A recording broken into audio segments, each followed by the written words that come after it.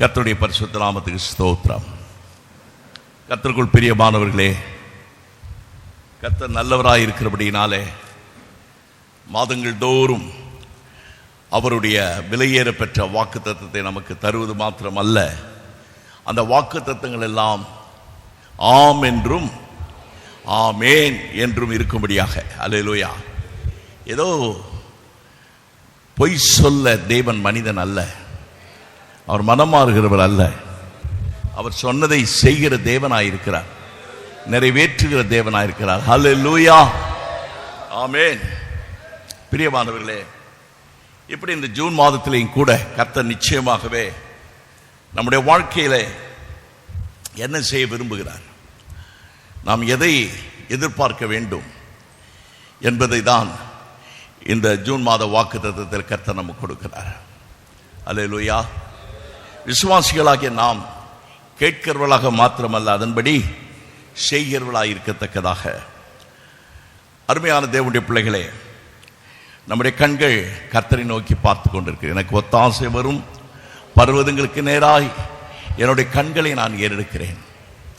உதவி ஒத்தாசைக்காக கர்த்தரிடத்திலிருந்து வருகிறதான நன்மைகளை பெற்றுக்கொள்வதற்காக என் வாழ்க்கையில் ஆண்டவர் என்ன செய்ய போகிறார் என்கிற ஒரு எதிர்பார்ப்போடு கூட நாம் காணப்படுகிறோம். கர்த்தருக்கு சொல்ற, ஆனால் அவரை நோக்கி பார்த்தவருடைய முகங்கள் வெட்கப்பட்டு போவதில்லை. அல்லேலூயா, வெட்கப்பட்டு போவதில்லை. இந்த மாதத்திலேயும் கூட ஆண்டவர் நமக்கு என்ன வாக்குத்தத்தம் கொடுக்கிறார் என்றால், நம்முடைய வாழ்க்கையிலே நாம் எப்படிப்பட்டதான பிரச்சனைகளை சந்திக்கிறோம் என்பதை முன்கூட்டியே கர்த்தர் அறிந்திருக்கிறார். அல்லேலூயா. ஏனென்றால் அவர் நமக்கு முன்னாலே போய் கோணலானவர்களை செவையாக்கு, நமக்கு முன்னால் அவர் போய்கொண்டே இருக்கிறபடினால அவருக்கு மாத்திரம்தான் தெரியும் நமக்கு என்ன பிரச்சனை வரும், எப்படிப்பட்ட கஷ்டங்கள் வரும், அதை நாம் எப்படி மேற்கொள்ள போகிறோம் என்று கர்த்தர் நம்மை பலப்படுத்த விரும்புகிறார். அதனால தான் நான் உனக்கு சகாயம் பண்ணுவேன், நான் என்ன செய்வேன், உன்னை பலப்படுத்துவேன். முன்கூட்டியே கர்த்தர் சொல்றார். அல்லேலூயா. எனக்கு தெரியும் உனக்கு பலன் இல்லை, இதெல்லாம் நான் எப்படி செய்ய போறேன் என்று நீ கலங்கி கொண்டிருக்கிறாய், ஆனால் நான் உன்னை பலப்படுத்துவேன். அல்லேலூயா. அருமையான தேவனுடைய பிள்ளைகளை, இப்படி கர்த்தர் நமக்கு வைத்திருக்கிற வாக்கு தத்தத்தை நாம் பெற்றுக்கொள்ளும் பொழுது ஆண்டவருடைய பரிசுத்த நாமத்துக்கு ஸ்தோத்திரம். இந்த மாத வாக்கு தத்தத்திலே கர்த்தர் 7 காரியங்களை நமக்கு வெளிப்படுத்துகிறார். கர்த்தருக்கு ஸ்தோத்திரம். அந்த 7 காரியங்கள் என்னவென்றால், அவர் நமக்கு என்ன செய்வார், நாம் என்ன செய்ய வேண்டும் என்பதை குறித்ததான வாக்கு தத்தம்.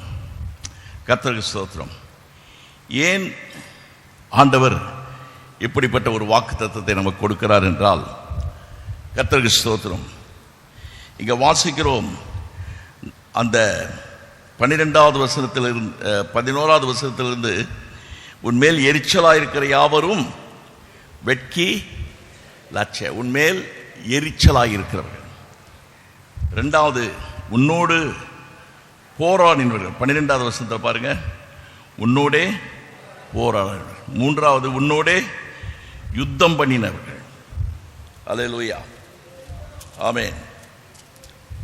உன்னோடு யுத்தம் பண்ணுகிறார்கள், உன்னோடு போராடுகிறார்கள், உனக்கு விரோதமாய் எழும்புகிறார்கள்.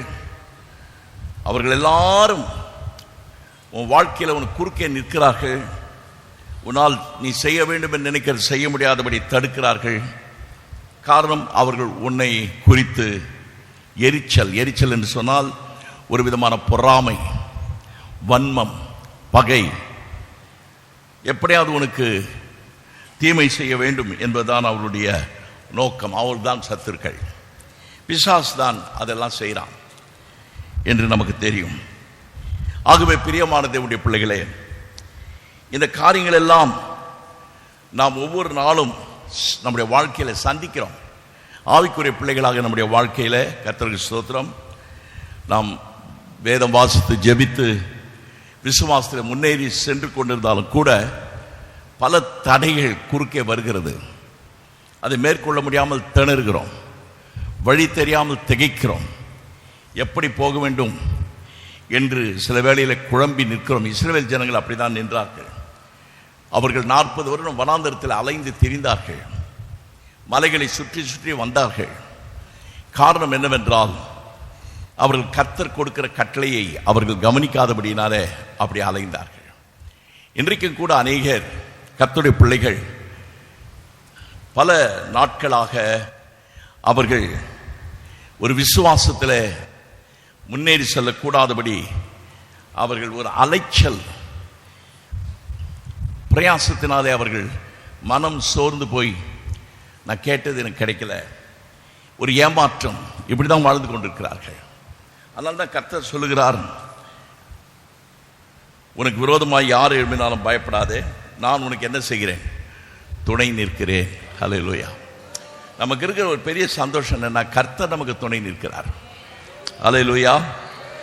சரி, கர்த்தர் நமக்கு துணையா இருந்தால் போதும் என்று நாம் இருக்கலாமா? இல்லை. அங்கே ஆண்டவர் என்ன சொல்லுகிறார் என்றால், இந்த மாத வாக்குத்தத்தம் இந்த 2 வசனத்தில் தான் இருக்கிறது. இதோ போரடிக்கிறதற்கு நான் உன்னை புதிதும் கூர்மையுமான பற்களுள்ள யந்திரமாக்குகிறேன். நீ மலைகளை மிதித்து நொறுக்கி குன்றுகளை பதற்கு ஒப்பாக்கி விடுவாய், அவைகளை தூற்றுவாய். அப்பொழுது காற்று அவைகளை என்ன செய்யும், கொண்டு போய் சுழல் காற்று அவைகளை என்ன செய்யும், பறக்கடிக்கும். நீயோ கர்த்தருக்குள் களி கூர்ந்து இஸ்ரவேலின் பரிசுத்திற்குள்ளே மேன்மை பாராட்டி கொண்டிருப்பாய். ஹல்லேலூயா, ஹல்லேலூயா, ஹல்லேலூயா. அதுதான் ஆண்டவர் விரும்புகிறார். தேவ ஜனமாகிய நாம் ஒன்று மேன்மை பாராட்ட வேண்டும், இல்லையாவிட்டால் நாம் ஒருவேளை புலம்பிக் கொண்டிருக்க வேண்டும். சிலர் ஆவிக்குரிய வாழ்க்கையில் புலம்பிக் கொண்டிருக்கிறார்கள். எனக்கு இப்படிப்பட்ட அநியாயம் நடந்து போச்சு, எனக்கு இப்படிப்பட்ட ஒரு சோதனை வந்துருச்சு, எனக்கு இப்படிப்பட்டதான ஒரு பயங்கரமான போராட்டம் என் வாழ்க்கையில் வந்திருக்கிறது, எனக்கு என்ன செய்ய தெரியல. இப்படி அநேகர் கண்ணீரோடு காணப்படுகிறார்கள். ஆனால் கர்த்தர் என்ன சொல்றாரு, இந்த ஜூன் மாதத்தில் நீ அப்படி இருக்கக்கூடாது. நீ எப்படி இருக்கணும், களி கூற வேண்டும், நீ மேன்மை பாராட்ட வேண்டும். அல்லேலூயா. எப்படி இருக்கணும், களி கூறணும். எப்படிங்க நான் களி கூற முடியும்? ஏன் என்னால் களி கூற முடியவில்லை? எத்தனை பேர் சந்தோஷமா இருக்கிறீங்க? நீங்க சொல்ற அல்லேலியாலேருந்தே தெரியுது. கடமைக்காக சரி, அப்படியே ஒரு சாதாரணமா அல்லேலூயா, அப்படியே ஒரு சோகமாக தான் அல்லேலியா சொல்றீங்க. ஆனால் களி கூறுதல் என்று சொன்னால் ஆவியில துள்ளி குதித்து, ஆமேன், ஒரு பெரிய உற்சாகம். அல்லேலூயா, ஆமேன். ஆவிக்குரிய வாழ்க்கையில் ஒரு பெரிய உற்சாகம், ஒரு களி கூறுதல் என்றால் எப்பொழுதும் ஆமேன் சந்தோஷமும் சமாதானமும் நிரம்பி வழிகிற ஒரு வாழ்க்கை. அது மாத்திரமல்ல, நீ புலம்பிக் கொண்டிருக்க மாட்டாய். அதற்கு பதிலாக என்ன செய்வாய், மேன்மை பாராட்டி கொண்டிருப்பாய். உலக பிரகாரமான காரியங்களை குறித்தல்ல, சிலர் ரதங்களை குறித்தும் சிலர் குதிரைகளை குறித்தும் மேன்மை பாராட்டுவார்கள். ஆனால் நீயோ கர்த்தருக்குள்ளே நீ மேன்மை பாராட்டி கொண்டிருப்பாய். சிலர் ஞானி தன் ஞானத்தை குறித்து மேன்மை பாராட்டுவான், பராக்கிரமசாலி தன் பராக்கிரமத்தை குறித்து மேன்மை பாராட்டுவான். ஆனால் நீயோ ஹல்லேலூயா, என்னை நீ அறிந்து உணர்ந்திருக்கிறதை குறித்து மேன்மை பாராட்டு. ஐஸ்வர்யவான் ஐஸ்வர்யத்தை குறித்து மேன்மை பாராட்டி கொண்டிருப்பான். இப்படி எனக்கு ஐஸ்வர்யமும் இல்லை, ஞானமும் இல்லை, நான் எதை குறித்து மேன்மை பாராட்டுவேன் என்று நீ சில வேளைகளை தவிக்கிறாய். கர்த்தர் சொல்லுகிறார், இந்த ஜூன் மாதத்திலே உன் வாழ்க்கையில நீ மேன்மை பாராட்டக்கூடாதபடிக்கு, நீ களி கூறாதபடிக்கு ஆவிக்குரிய வாழ்க்கையிலே பல தடைகள் காணப்படுகிறது, பல போராட்டங்கள் காணப்படுகிறது. அல்லேலூயா. ஆனால் அந்த போராட்டத்திலே நீ போராடி கொண்டிருக்கிறாய் ஒழிய அந்த போராட்டத்தில் உனக்கு ஒரு வெற்றி கிடைக்கவில்லை, நீ இன்னும் ஜெயிக்கவில்லை. யாக்கோபை குறித்து ஆண்டவர் கொடுக்கிற சாட்சி என்ன? நீ மனிதனோடும் தேவனோடும் போராடி மேற்கொண்டாயே. You overcome we are more than overcomers. நாம் எல்லாரும் ஜெயம் கொள்ளுகிறவர்கள், மேற்கொள்ளுகிறவர்கள். சோதனை இல்லாமல் இருக்காது, ஆனால் அதை மேற்கொள்ளணும். பிரச்சனை இல்லாமல் இருக்காது, ஆனால் அதை என்ன செய்யணும்? மேற்கொள்ளணும். கர்த்தருக்கு ஸ்தோத்திரம். அதான் ஆண்டவர் இன்றைக்கு உன்னை பார்த்து சொல்றார், என் கஷ்டம் வரக்கூடாது, எனக்கு பிரச்சனை வரக்கூடாது என்று நீ ஜெபம் பண்ணக்கூடாது. பிரச்சனை வரட்டும், சத்துரு வரட்டும், வியாதி தாக்கட்டும், சூனியம் வரட்டும், மந்திரம் வரட்டும், எது வேணாலும் வரட்டும், நான் அதை மேற்கொள்ளுவேன். எத்தனை நிச்சயம் இருக்கிறது? அல்லேலூயா. அப்போ ஆண்டவர் வந்து சொல்வார், மகனே மகளே நீ வெற்றி கொண்டாய். ஆகவே 2 விதமான கிறிஸ்தவர்கள் இருக்கிறார்கள்.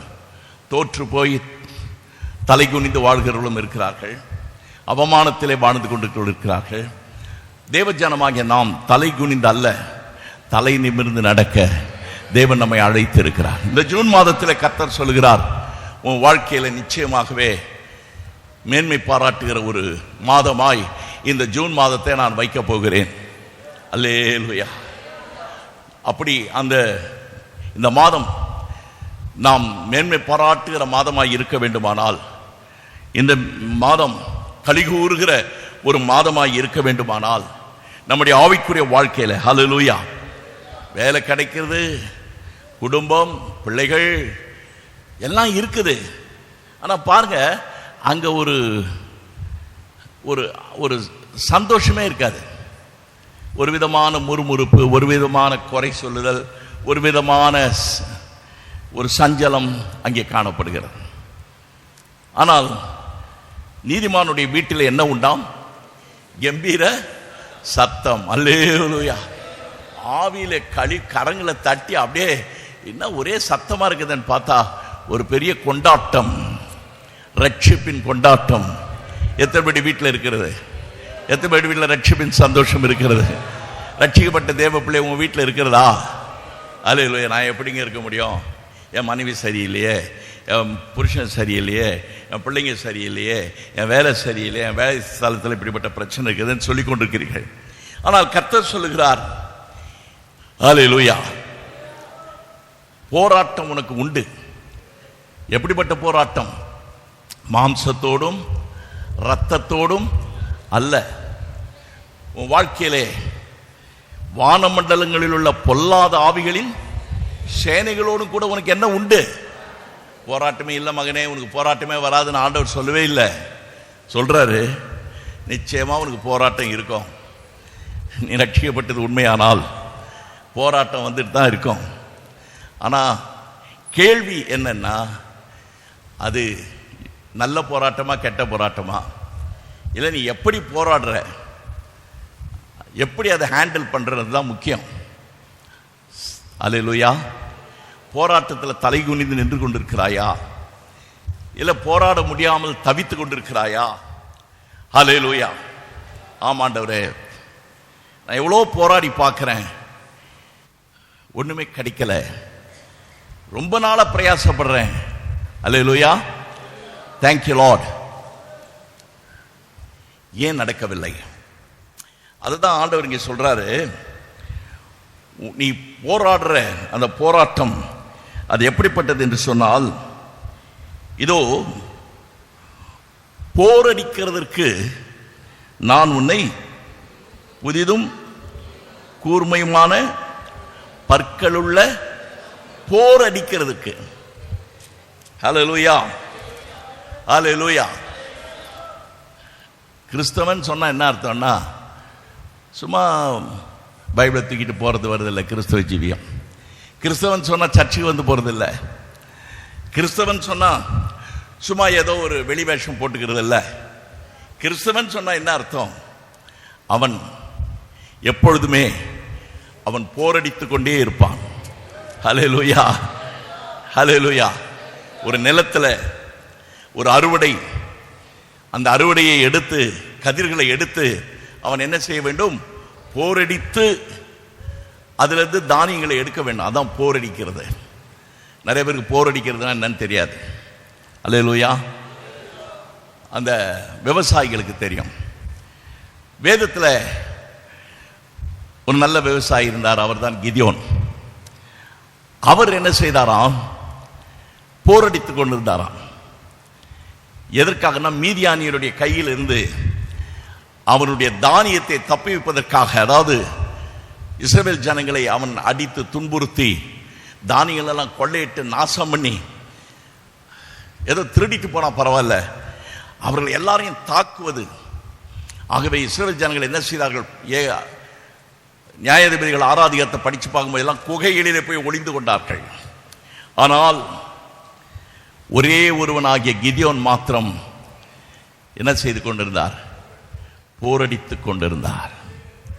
அப்போ தேவதூதன் அங்கே போய் சொல்றாரு கிதியோனை பார்த்து, பராக்கிரமசாலியே கர்த்தர். ஹல்லேலூயா. பராக்கிரமசாலின்னு சொன்ன உடனே எனக்கு ரொம்ப ஆச்சரியம். நானே பயந்து கொண்டு போரடித்து கொண்டு இருக்கிறேன். எதா கிடைக்குமா? எந்த நேரத்தில் சத்துரு வருவானோ, எந்த நேரத்தில் பிடிக்கிட்டு போவானோ தெரியாது. சம்பளம் வாங்குறேன், ஹல்லேலூயா, அது செலவாயிட்டே இருக்குது. கடன் மேலே கடன், வட்டி மேலே வட்டி, இப்படி போயிட்டே இருக்கு. நான் என்ன செய்யுதுன்னு தெரியல.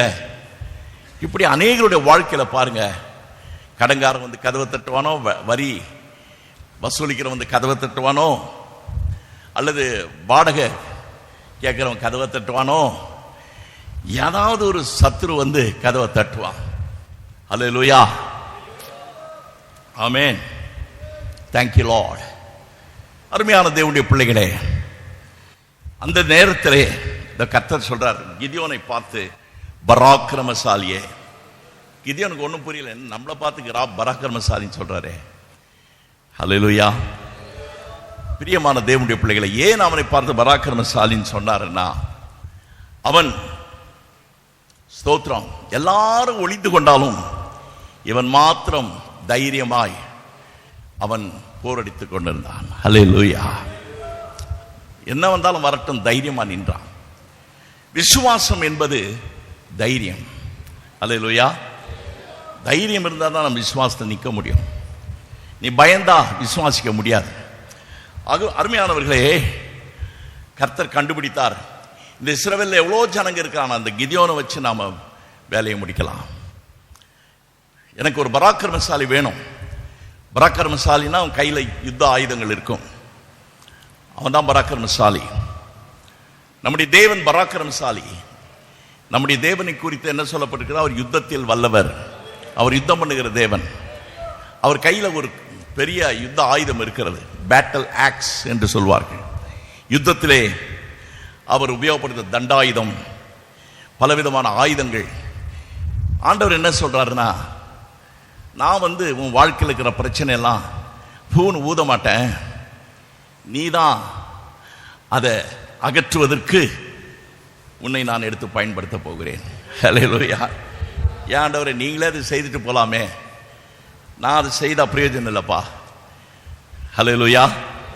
உனக்கு வேண்டிய ஆயுதங்களை நான் கொடுக்குறேன், நீ என்ன செய்? உனக்கு விரோதமாக இருக்கிற, தடையா இருக்கிற, தடைக்கல்லா இருக்கிற அந்த ஒரு பெரிய மலை, என்ன மலை? எத்தனையோ மலை நம்ம தமிழ்நாட்டில் எடுத்துக்கிட்டீங்கன்னா நிறையா மலைங்க, பெரிய பெரிய மலை இருக்குது. பெரிய மலையோ சின்ன மலையோ, ஹல்லேலூயா, எல்லா மலைகளையும் நான் என்ன செய்வேன்? அது உனக்கு அரண்களாக இருக்கிறது. 2 கொரிந்தியர் புஸ்தகம் 10வது அதிகாரத்தில் 4வது வசனத்தை வாசிக்கும் பொழுது, என்னுடைய போராயுதம், உங்களுடைய போராயுதங்கள் இராமல் அரண்களை என்ன செய்யணும்? அதான் உன் வாழ்க்கையில் ஆசீர்வாதம் வரல. ஏன்னா ஒரு அரண், ஸ்ட்ராங் ஹோல்டு, ஆங்கிலத்தில் ஸ்ட்ராங் ஹோல்டு ஒன்று இருக்குது, அது தடுத்து நிறுத்தி வச்சிருக்குது. அதை நீ போட்டி தவிடு பொடி ஆக்கிற வரைக்கும் உன் வாழ்க்கையில் ஆசீர்வாதம் வர்றதே வராது. அல்லேலூயா. ஏன் ஆண்டவர் இப்படி செய்யலாமே? அந்த மலையை சுத்திக்கிட்டு போங்க அப்படின்னு சொல்லாமே, செங்கடலை சுத்திக்கிட்டு போங்கன்னு சொல்லாமே. இல்லை, நம்முடைய ஆண்டவர் எது எதிர்பார்க்குதோ அதில் தான் வழி உண்டாக்குவார். அல்லேலூயா. சமுத்திரத்திலேயே வழி உண்டாக்கின தேவன் ஆண்டவர் என்ன சொல்றாரு? மலையின் நடுவில் நான் வழி கொடுக்க மாட்டேன், அந்த மலையே தூக்கிடுறேன்றாரு. அல்லேலூயா, ஆமென். அல்லேலூயா. ஆமென். நீ அந்த மலையை கொஞ்சம் கொஞ்சமா உடைச்சுன்னு இருக்கிற, ஆனா உன் கையில நீ வச்சிருக்கிற ஆயுதம் அவ்வளவு கூர்மையா இல்லை. அல்லேலூயா. ஆமென். அது மழுகி போயிருக்கிறது. எப்படி இருக்குது? ரெண்டு விதமான கிறிஸ்தவங்க இருக்கிறாங்க. ஷார்பன்டு கிறிஸ்டியன்ஸ், கூர்மையான பட்டயமா இருக்கிற கிறிஸ்தவன் இருக்கிறான்.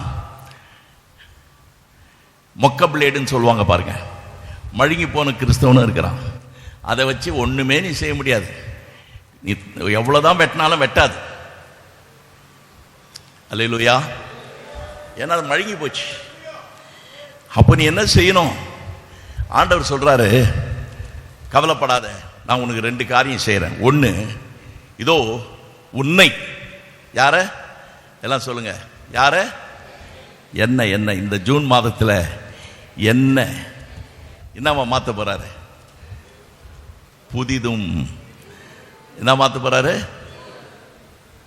புதிதும். நம்பர் 1 என்னது? புதிதுன்னா என்னங்க அர்த்தம்? புதுசுனா என்ன? இது நான் கேள்விப்படவே இல்லையே, அதான் புதுசு. டிக்ஷனரியில் தேடி பார்த்தனே காணுமே, கூகுளில் தேடி பார்த்தனே காணுமே.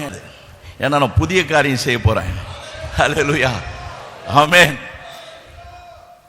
நீ தேடின்னு இருப்ப, இப்படி கூட ஆண்டவர் செய்வாரா? அதான் புதுசு. எத்தனை பேர் விசுவாசிக்கிறீங்க? இல்ல ஆண்டவரே, இப்படியே என் வாழ்க்கையை ஓட்டிடுறேன், பழையச வச்சே ஓட்டிடுறேன். அல்லேலூயா. ஆமென். பழைய சாப்பாடை சாப்பிட்டுக்கிறேன், பழைய வாழ்க்கையை வாழ்ந்துக்கிறேன். இல்லை, ஆண்டவர் உன்னை, இதோ நான் புதிய காரியங்களை செய்கிறேன், அது இன்றைக்கே தோன்றும், இப்பொழுதே தோன்றும். இந்த ஜூன் மாதத்துல ஒரு புதிய காரியத்தை கர்த்தர் செய்ய போறார். எத்தனை பேர் விசுவாசிக்கிறீங்க? அதுதான் இந்த மாத வாக்குத்தத்தம். ஹல்லேலூயா. ஹல்லேலூயா. இரண்டாவது என்ன செய்கிறார்?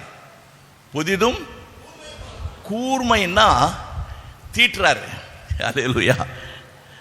நல்லா தீட்டுறாரு. ஹல்லேலூயா. ஆமென். கத்தி வெட்டலைன்னா என்ன செய்வாங்க? தீட்டுவாங்க இல்லையா? ஏன்னா அந்த மழுங்கி போன கத்தியை வச்சு நீ ஒன்றும் செய்ய முடியாது. பிரசங்கியின் புஸ்தகத்தில் 10வது அதிகாரத்தில் 10வது வசனத்தை யாராவது எடுத்து வாசிங்க, படிங்க. அதை ஒருத்தன் என்ன போனா? விசுவாசியை கவனிக்கிறீங்களா? கர்த்தரும் கையில் ஆயுதம் கொடுத்தாரு, உன்னை தான் ஆயுதமா தெரிஞ்சுக்கிட்டாரா? நீ என்ன பண்றது இல்ல? தீட்டாமல் போனால், அதனாலதான் நீ ரொம்ப பிரயாசப்படுற, கஷ்டப்பட்டு கஷ்டப்பட்டு வெற்ற. அல்லேலூயா.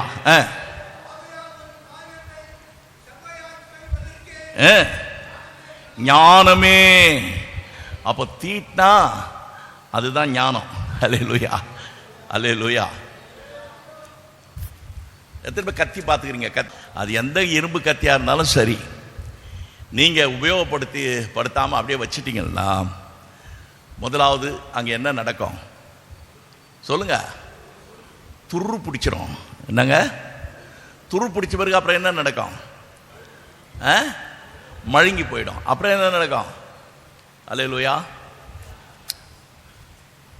சில கிறிஸ்தவங்க டம்மான்னு விழுந்துருவாங்க பார்த்தீங்கன்னா, ரொம்ப நாள் துரு பிடிச்சி போய் கிடப்பாங்க. தீட்டுறதில்லை, உபயோகப்படுத்துறதில்லை, மழுங்கி போன கத்தி. அதனால தான் ஆண்டவர் என்ன சொல்றாரு? அதெல்லாம் வேண்டாம், நான் உன்னை நல்லா தீட்டுன்னு தீட்டுறேன். எப்படின்னா நல்ல, அல்லேலூயா, அதுதான். ஆமென்.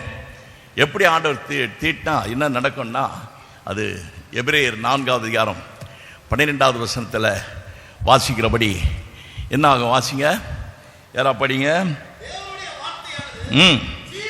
ஜீவனும் வல்லமையும் இருபுறமும் கருக்குள்ள எந்த பட்டயத்திலும் கருக்கானதா. எப்படி இருக்குமா? நாங்க வெட்டு 1 துண்டு 2 கருக்க அரைச்சினா பட்டு போட்டவனே வெட்டிக்கும். அல்லேலூயா. அதான் கருக்கான பட்டயம், அதுவும் இருபுறமும் கருக்குள்ள பட்டயம். படிங்க.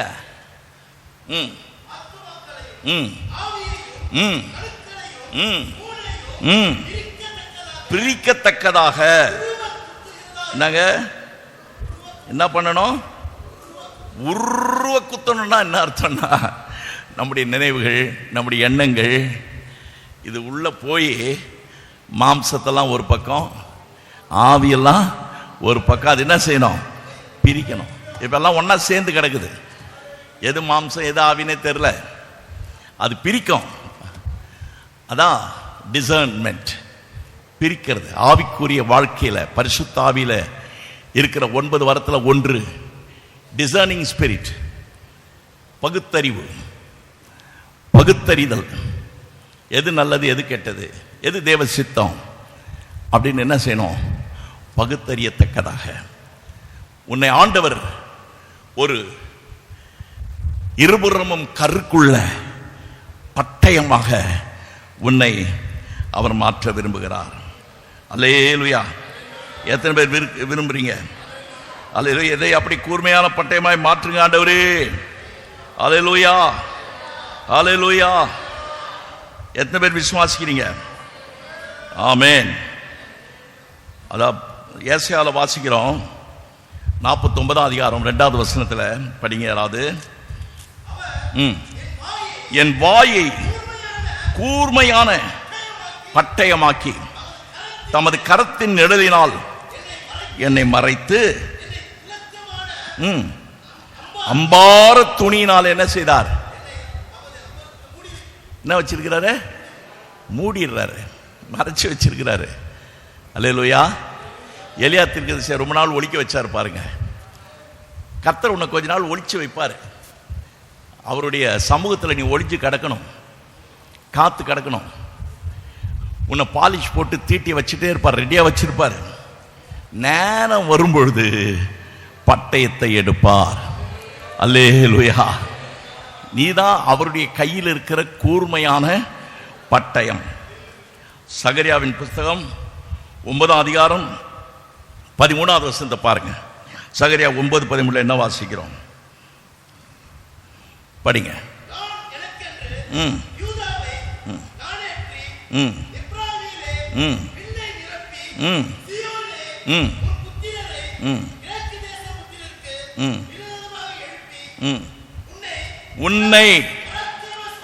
உன்னை பராக்கிரமசாலியின் பட்டயத்துக்கு ஒப்பாக்குவேன். அல்லேலூயா.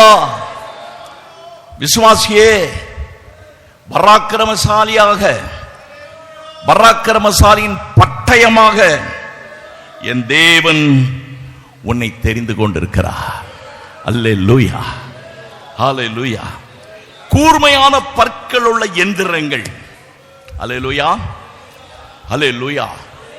இந்த மெட்ரோ ஸ்டேஷன்ல பார்த்தீங்கன்னா 100 அடிக்கு கீழே பள்ளம் தோண்டினே போறாங்க. அல்லேலூயா.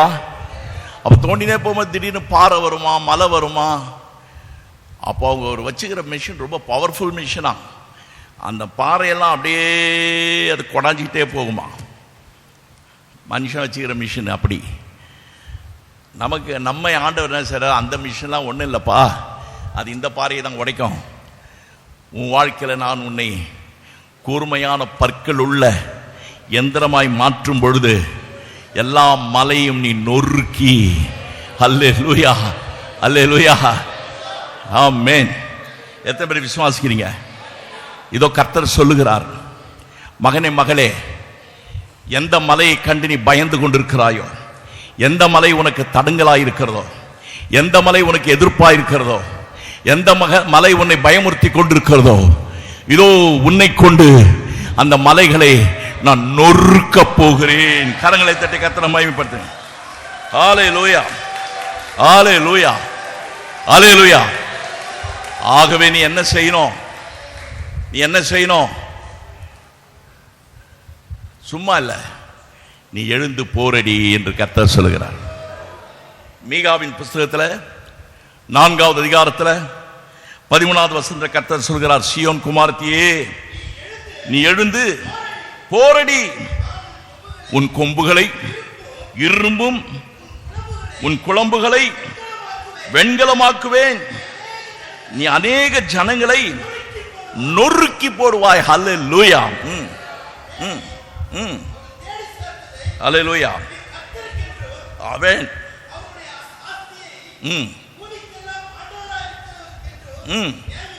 அல்லேலூயா. கர்த்தருடைய பிள்ளைன் எழுந்து போரடி, எழுந்திரு போரடி. அதுல முக்கியமானது என்ன? பட்டயத்தை எடுத்துக்கொண்டு நீ போரடிக்க வேண்டும். இந்த 3 காரியங்கள் இங்கே சொல்லப்பட்டிருக்கிறது. என்ன சொல்லப்பட்டிருக்கிறது என்றால், ஆண்டவர் உன்னை கூர்மையான பட்டயமாய் மாற்றுவது மாத்திரமல்ல, அல்லேலூயா, என்ன சொல்லுகிறார்? இதோ நான் உன்னை புதிதாக்குவேன். 2வது, உன்னை என்ன செய்வேன்? கூர்மையான பற்கள் உள்ள யந்திரமாக்குவேன். இப்ப நீ என்ன செய்யணும்?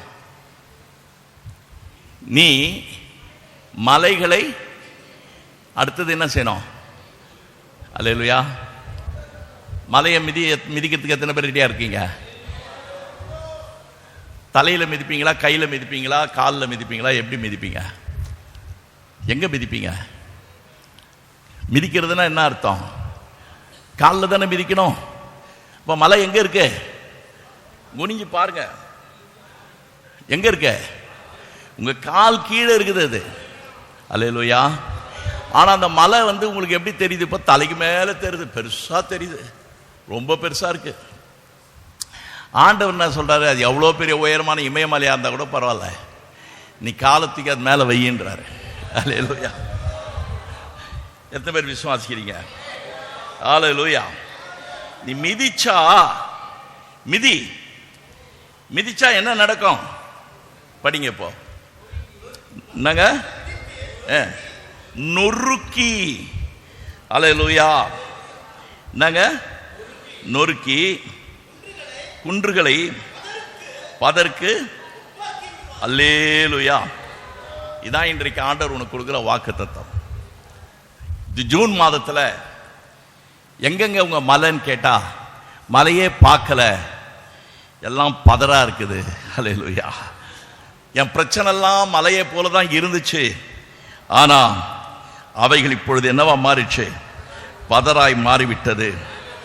ஏனென்றால் என்னை ஆண்டவர் அவருடைய ஆயுதமாக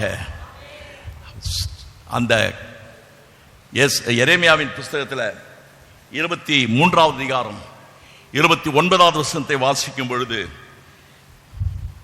படிங்க. என் வார்த்தை அக்கினி போலவும் கன்மலையை நொறுக்குகிற சம்மட்டி. அல்லேலூயா. தேவ பிள்ளையே, உன் கையில் இருக்கிற வசனம் அது உன் இருதயத்துக்குள்ள வரும்பொழுது, அது உன் நாவிலிருந்து வரும்பொழுது, சினிமா கதை வசனத்தை கேட்டிருப்பீங்க, உலக மனிதர் பேசுற வசனத்தை கேட்டிருப்பீங்க, அதெல்லாம் ஒன்றுத்துக்கும் பிரயோஜனம் இல்லை. ஆனா கர்த்தருடைய வசனம் புறப்பட்டு செல்லும் பொழுது அது கன்மலையை நொறுக்குகிற சம்மட்டி. கரங்களை தட்டி கர்த்தரை மகிமைப்படுத்து. ஹல்லேலூயா. ஆமென். ஹல்லேலூயா. உன்னை இரும்பும் வெண்கலமுமான பாதங்களாக கர்த்தர் உன்னை மாற்றும் பொழுது, சங்கீதம் 91:13 படி, நீ சிங்கத்தின் மேலும் விரியன் பாம்பின் மேலும் நடந்து பால சிங்கத்தையும் வலு சர்ப்பத்தையும் என்ன போட போற? சொல்லுங்க, நான் மிதிக்க போறேன். சொல்லுங்க, அல்லேலூயா, நான் மிதிக்க போறேன். அல்லேலூயா. ஒருத்தர் சொன்னாரு, நான் தீ மிதிச்சவங்க அப்படின்னாரு என்கிட்ட அப்படிங்களா? என்ன ஆச்சுங்க? தீ மிதிச்சதுனால என்ன கிடைச்சிச்சு? ஒன்றும் கிடைக்கல. அப்பத்துலேருந்து என் காலு புண்ணாகி ஆறவே இல்லைன்னு சொன்னார். எதுக்கு போய் மிதிச்சிங்க? புண்ணாக்கின்னு வர்றதுக்கா? அல்லேலூயா. ஆண்டவர் என்ன பண்ணுறாரு? அப்படிலாம் மிதிக்காதப்பா, உனக்கு நான் ஷூ கொடுக்குறேன், வெண்கலமும் இரும்புமான பாதரட்சை. உபாகம் 33 இருக்கு, அதை போட்டுக்கோ. நீ பாம்பை ஒரு மிதி நசுங்கிடும், சிங்கத்து மேலே நட, நீ எது மேலே ஒன்றா நடக்கலாம். லூக்கா எழுதின சுவிசேஷம் 10வது அதிகாரம் 16வது வசனத்தில் வாசிக்கும் பொழுது, லூக்கா 10:19 எடுத்து வாசிங்க. இதோ சர்ப்பங்களை தேள்களை மிதிக்கவும் சகல மேற்கொள்ளவும் என்னங்க அதிகாரம் கொடுத்துட்டேன்பா. என்னது அதிகாரம் கொடுத்துட்டேன். உன் வேலை என்ன வேலை? மிதின்னு மிதிச்சுட்டே இருக்கணும். அதான் உன் வேலை. அல்லேலூயா. நீ மிதிக்காம உட்காந்துக்கிட்டு இந்த பிரச்சனை எப்படி இருக்குது, அந்த பிரச்சனை எப்படி இருக்குதுன்னு பேசிட்டு இருந்தீனா நடக்காது. நீ எழுந்து மிதி. ஏனென்றால் உபா 33:35 என்ன வாசிக்கிறோம்?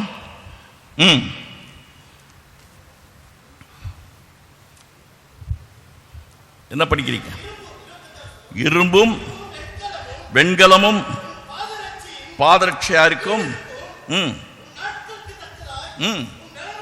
இருக்கும். அல்லேலூயா. இரும்பும் வெண்கலமும் உன் பாதரட்சையா இருக்கும் பொழுது, அல்லேலூயா, நீ இந்த சிங்கத்தை மிதிக்கப் போகிறாய். தாவீது சிங்கத்தின் வாயை கிழித்தான். அல்லேலூயா. ஆனால் பவுல் என்ன செய்தார் தெரியுமா? சிங்கத்து வாய் உள்ளே போயிட்டார்.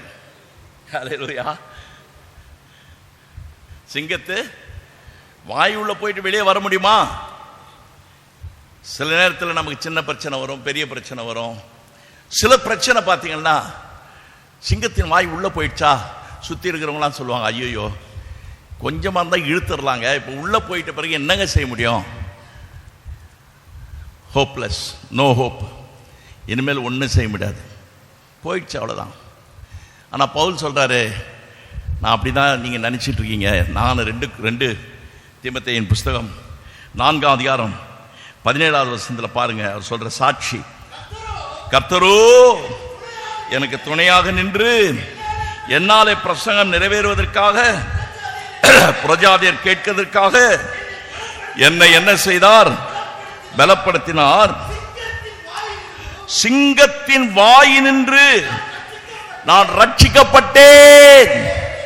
அல்லேலூயா. இந்த ஜூன் மாதத்தில் கர்த்தர் அப்படி அநேகர் சாட்சி எழுப்ப போறாரு.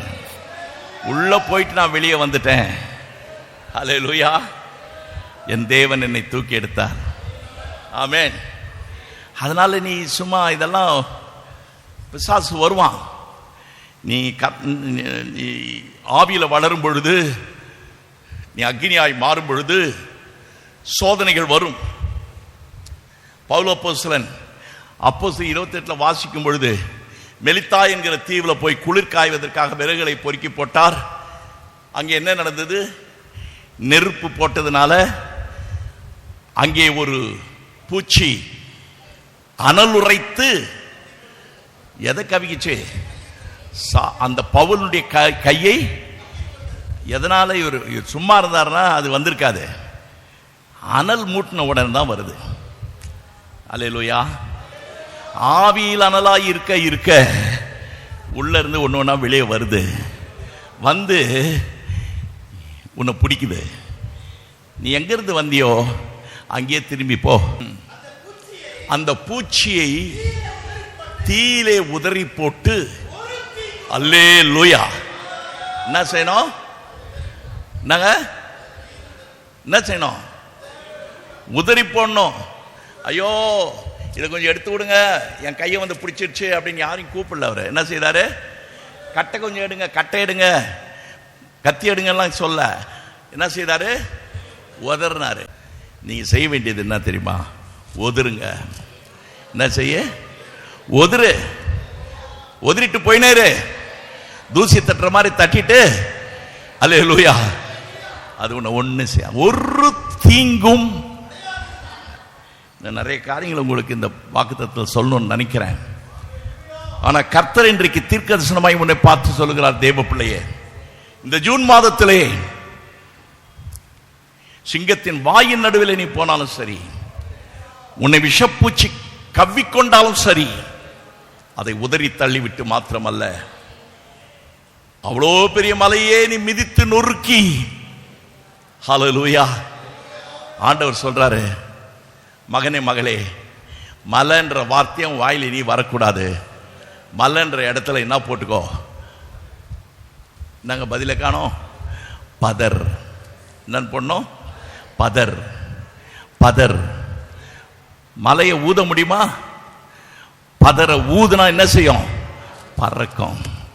ஹூன் ஊதுன உடனே பறக்கும். உன் முன்னால எந்த சக்தியும் நிற்க முடியாது. அது பறந்து கொண்டே இருக்கும். காற்றில் சுழலடிக்கும் பதரை போல உன் வாழ்க்கை பிரச்சனைகள் மாறி போகும். அல்லேலூயா. உன்னை கூர்மையாக்குவார், உன்னை புதிதாக்குவார், உன்னை கூர்மையாக்குவார். நீ போரடிப்பாய். ஹல்லேலூயா. நீ மிதிப்பாய், நீ நொறுக்குவாய், அது பதராகும். பின்பு நீ என்ன செய்வாய்? இஸ்ரவேலின் பரிசுத்திற்குள்ளே களி கூர்ந்து நீ மேன்மை பாராட்டி கொண்டே இருப்பாய். அல்லேலூயா. ஜூன் மாதத்தில் எத்தனை பேர் எல்லாரும் எழுப்பி நிற்போம். ஆண்டவருக்குள்ள களி கூர்ந்து மேன்மை பாராட்டணும்னு நினைக்கிறவங்க, பவுல் சொல்லுகிறது போல, இதோ என்னுடைய போராயுதங்கள் மாம்சத்துக்கு எதுவாயிராமல் அரண்களை நிர்மூலமாக்கத்தக்கதாக. தேவ பிள்ளையை கர்த்தர் சொல்லுகிறார். எத்தனையோ அரண்கள் ஊழியத்துக்கு விரோதமாக, சபைக்கு விரோதமாக, தடைக்கற்கள் உன் ஆவிக்குரிய வாழ்க்கையிலே எத்தனையோ விதமான தடைகள் வந்து கொண்டே இருக்கிறது. கர்த்தர் சொல்லுகிற அந்த மலைகளையும் குன்றுகளையும் நீ பதருக்கு ஒப்பாக்கு. உனக்கு நான் அதிகாரம் கொடுத்துட்டேன். நீதான் அந்த சம்மட்டி, நீதான் அந்த பட்டயம், நீதான் அந்த கூர்மையான பட்டயம். எழும்பு, மிதி, மிதி, மிதித்து நொறுக்கு, நொறுக்கு, நொறுக்கு, நொறுக்கு. எல்லாம் ஸ்தோத்திரி, எல்லாம் ஆவியில ஸ்தோத்திரி, ஸ்தோத்திரி. ஹல்லேலூயா.